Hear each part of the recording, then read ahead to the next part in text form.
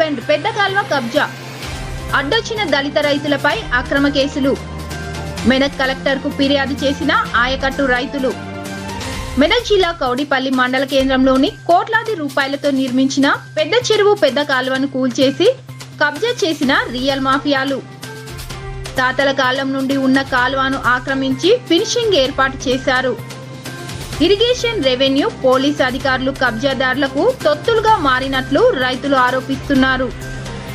స్థానికంగా కొందరు పొలిటికల్ లీడర్లు, రియల్ వ్యాపారులు కాస్లకు కక్కుర్తిపడి కబ్జాదారులకు సహకరిస్తున్నారు.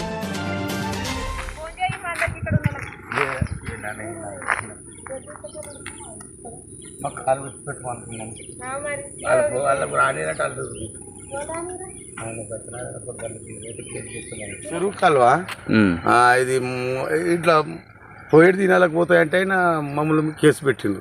ఎంతమంది పెట్టిండు కేసు? అది దుర్గా మీద, నా మీద. మళ్ళా కడీలు పట్టినాక తీసుకున్నాడు.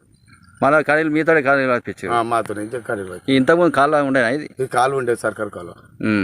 ఇక పట్టెలు అమ్మినట్టు, మా రెడ్డి పట్టెలు అమ్మినట్టు, మీ పట్టెలు నడుకోనట్టు.